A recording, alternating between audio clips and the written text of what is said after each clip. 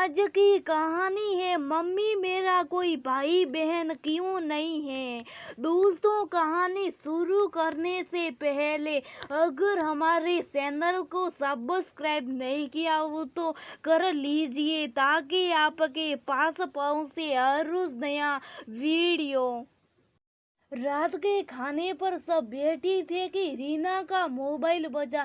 Screen पर देखा तो भाभी का नंबर था। उसे बहुत आश्चर्य हुआ क्योंकि भाभी डिनर के समय तो कभी फोन ही नहीं करती थी। उन्हें मालूम है ये उसका व्यस्ततम समय रहता है। रीना, तुम्हें प्रिया से क्या कह दिया? रीना के हेलो कहती भाभी ने रूखे स्वर में कहा।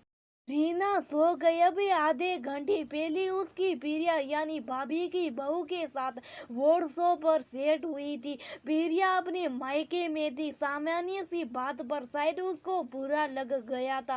रीना ने उसको मैसेज करके अपनी सफाई भी दी और 2-3 बार फोन लगाने की कोशिश की, पर उसने फोन उठाया ही नहीं। सूखी सब खाने की जल्दी मचा रहे थे तो उसने डिनर के बाद उसे बात करने का सोचा था। क्या हुआ भाभी, तुम्हारी प्रिया से क्या बात हो गई?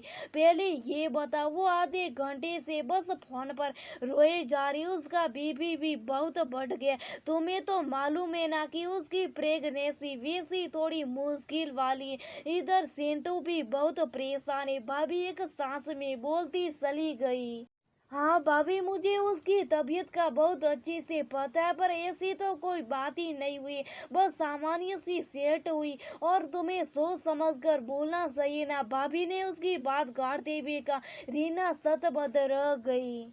पर भाभी, मेरी बात तो सुन। अच्छा, आप सेंटू से मेरी बात करवाओ तो वो बहुत परेशान है। अभी बात करने से मना कर रहा, भाभी ने कहा और फोन काट दिया। रीना की आंखों में आंसू आ गए। भाभी सुनने को तैयार नहीं थी। उसने सेंटू को फोन लगाया पर उसने भी नहीं उठाया। रीना समझ गई कि कोई बहुत बड़ी गलतफहमी हो गई है।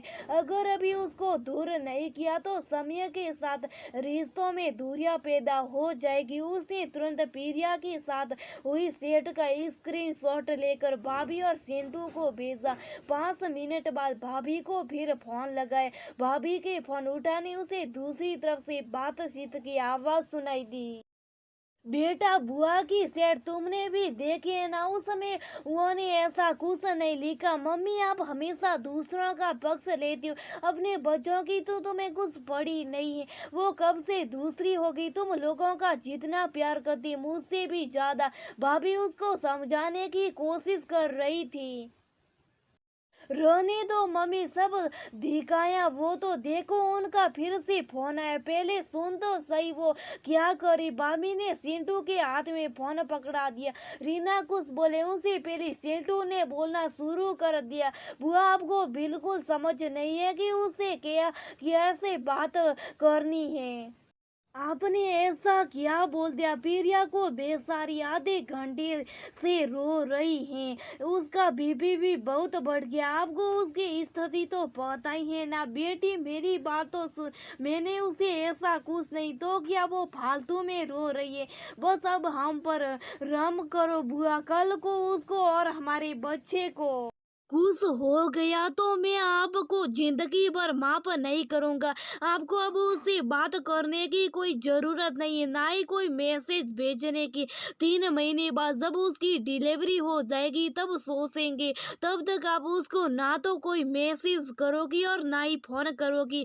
आपके हाथ जोड़ता हूँ, समझ गई ना आप? चिंटू गुस्से में बोले जा रहा था। उसके शब्द रीना के कानों में पिसरे शीशे की तरह उतरने चले गए।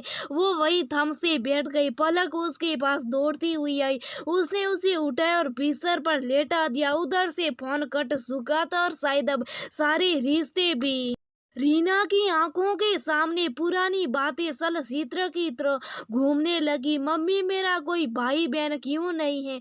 नन्ही सी पलक के प्रश्न पर काम करते हुए रीना के हाथ रुक गए। उसने अपने आटे से सने हुए हाथ धोए और पल्लों को पुचकारा। सब तुम्हारी तो भाई बहन है बेटा। सिंटू भैया, सिकी दीदी, पूनम दीदी, प्लस अनुज, गौरी। रीना ने एक एक करके गिनाना शुरू किया। पर वो मम्मी वो तो सब गंजी से मेरा खुद का कोई भाई क्यों नहीं है? पलक का प्रश्न मुंह बाए खड़ी था। बेटा सब भाई बहनी होते सब एक जैसे, वो सब मेरे और तुम्हारे माँ पापा के भाई बहन के बच्ची। तो रीना ने समझाने की कोशिश की। वो खुद संयुक्त परिवार में पली बड़ी थी, इसलिए कभी ससुरे ममेरे मौसेरे भाई बहन और सगे में कोई फर्क रहा ही नहीं। अब सब नौकरी की वजह से अलग अलग शहरों में रहते थे और बस खास अवसरों पर एक दूसरे से मिलना हो पाता था। इसमें पलक का भी कोई दोष नहीं था कि उसे वो अपनापन नहीं लगता था, बस झिंझ लगते थे।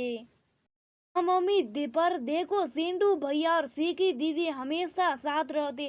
पूनम दीदी और पलाश भी, गौरी और अनुज भी तो हमेशा साथ साथ रहते। वो तो सब साई तब खेल लेते, मेरे साथ तो कोई भी नहीं। पलक की बात का रीना के पास कोई उत्तर नहीं था। पलक उनकी इकलौती बेटी थी। अपने कंजीज को देखकर बचपन से उसको अपने सगे भाई बहन की कमी महसूस होती थी। रीना सभी बच्चों को बहुत प्यार करती थी, खासकर बड़े भैया के दोनों बच्चों तो उसके आंखों के तारे थे, क्योंकि उसकी शादी के पहले उनका जन्म हो चुका था। रीना को उनके साथ खेलने वक्त बिताने का बहुत अवसर मिला। दोनों बच्चे भी बुआ बुआ कहते, हमेशा उसे आगे पीछे घूमते रहते। अपनी शादी के बाद रीना उनसे हर 2 4 दिन में फोन पर बात कर लिया करती। बहुत बार पलक शिकायत भी करती कि मम्मी आप तो दीदी भैया को ज्यादा प्यार करती, और रीना हंस देती। समय के साथ बच्चे बड़े होते चले गए। पलक को अब और ज्यादा कमी महसूस होती। हमेशा कहती कि मम्मी आप और पापा तो अपने भाई बहनों से सब बातें शेयर कर रहे, तो पर मैं किससे करूं? रीना हमेशा उसको कहती कि ये भाई बहन भी तेरे अपने, उनसे शेयर किया करो। उनको अपने सगे जैसा मानेगी तो वो भी वैसी रहेंगे। जिंदगी भर शब्द प्यार से निभाए जाते, भले वो सगे ना हो। पर पलक हमेशा कहती कि मम्मी कंजूस कंजूस होते, आप उनसे बहुत हक से नहीं कह सकते। वो अपने वार त्योहार अपने सगे भाई बहनों के साथ मनाएंगे या मेरे कहने पर मेरे पास आएंगे। आपके जमाने की बात अलग थी, बस सब एक साथ एक ही घर में रहते थे। उसकी बात भी सही थी। वैसे भी अब जमाना बदलने लगा था। उसके सभी कंजीज भी अपनी अपनी जिंदगी में व्यस्त होने लगे थे। भैया की बेटी की शादी हो गई। उसकी बहू प्रिया सबकी लाडली थी, क्योंकि तीनों भाई बहन के बच्चों के पहली बहू थी। सब उस पर अपना प्यार लुटाते, वो भी सभी के साथ प्यार से पेश आती थी। चिंटू और प्रिया की शादी को 4 साल ही हुए थे।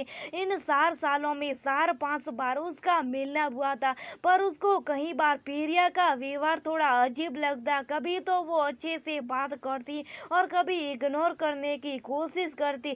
चिंटू से बातचीत करना भी उसे कम ही पसंद आता था। जब प्रिया की प्रेगनेंसी की खबर सुनी तो वो बहुत खुश हुई। उसे लगा जैसे वो खुद ही दादी बनने वाली हो। चिंटू और प्रिया अभी बच्चे के लिए तैयार नहीं थे। वो गर्भपात करवाना चाह रहे थे। भैया भाभी उनको समझा समझा कर हार चुके थे। चिंटू रीना की कोई बात नहीं टालता था, इसलिए भाभी ने उसे समझाने को कहा। उसी ने समझाया था कि पहली बार की प्रेगनेंसी में ऐसा कुछ मत करो। वैसे भी 4 साल तो शादी के हो ही गए। उनसे वादा भी किया था कि डिलीवरी के वक्त मदद करने वो आ जाएगी। और अब भैया की बेटी सिंकी ने बर्थडे का वीडियो बनाना था, सबसे शुभकामना मैसेज देने थे। रीना ने प्रिया को बस इतना ही लिखा था कि छोटी बुआ और बच्चों से मैसेज तू ले ले, तेरी तो उनसे बात होती रहती। भैया भाभी और सिंटू से मैं ले लूंगी। भैया भाभी और सिंटू से उसने खुद मैसेज लेने का बस इसलिए लिखा था क्योंकि पहले भी प्रिया ने कहा था कि बुआ आप उनसे मैसेज ले लेना, मेरी तो सुनेंगे नहीं। पर उसने उसको गलत अर्थ में ले लिया कि रीना उस पर भेदभाव का इल्जाम लगा रही है कि तुम छोटी बुआ से तो बात करती रहती हो, बाकी हमसे नहीं। रीना ने तो दूर दूर तक सपने में भी ऐसा नहीं सोचा था। वो कहाँ की कहाँ बात ले गई, इसलिए उसने तुरंत प्रिया को फोन लगाया, पर उसने उठाया नहीं। और इधर सिंटू से बात करके पता नहीं उसने किया उल्टा सीधा बोल दिया और इतना तमाशा हो गया। लो मम्मी पानी पी लो। पलक पानी लेकर आई तो वो ख्यालों से बाहर आई। वो पानी पीकर थोड़ा सा मानी हुई, पर अभी भी उसका मन मानने को तैयार नहीं था कि सिंटू ने उसे ऐसी बात की। पलक ने उसके आंसू पोंछे और उसका सिर अपनी गोद में लेकर सहलाने लगी। मम्मी आप सबसे बहुत अपेक्षा रखती हो ना, इसलिए आप हमेशा दुखी होती है। आपको ये उम्मीद रखती हैं कि जितना प्यार आप करती हो उतना ही आपको सब करे, पर मम्मी सबकी अपनी सोच होती है, अपना स्वभाव होता है। मम्मी हमारी जनरेशन अलग है, जो शब्दों को उतनी गहराइयों से महसूस नहीं करती। आपको आज इतना दुखी हो देखकर मुझे बहुत दुख हो रहा है। आप किसी से भी अपेक्षा मत रखो, मुझसे भी नहीं। आप सिंटू भैया को मुझसे ज्यादा प्यार करती हो ना, तो उन्हें भी समझो। भाभी के साथ उन्हें जिंदगी बितानी, वो उनकी पत्नी है। मम्मी आज आप अपने आप को इन अपेक्षा से आजाद कर लो। आपको सामने वाले के साथ जैसा अपना व्यवहार रखना है रखो, पर उससे कोई उम्मीद मत रखो। मेरी प्यारी मम्मी चलो उठो, आओ हम खाना खाते हैं। पलक के प्यार भरे शब्दों से रीना को हिम्मत मिली। उसे गर्व हुआ कि उसकी बेटी कितनी समझदार, भावनाओं में नहीं व्यवहारिकता में विश्वास रखती है। उसने पलक का माथा चूम लिया। रीना ने निश्चय कर लिया कि जरूरत से ज्यादा अब किसी से ना तो अपेक्षा रखेगी और ना ही उम्मीद। आज उसने खुद को खुद की अपेक्षा से आजाद कर लिया।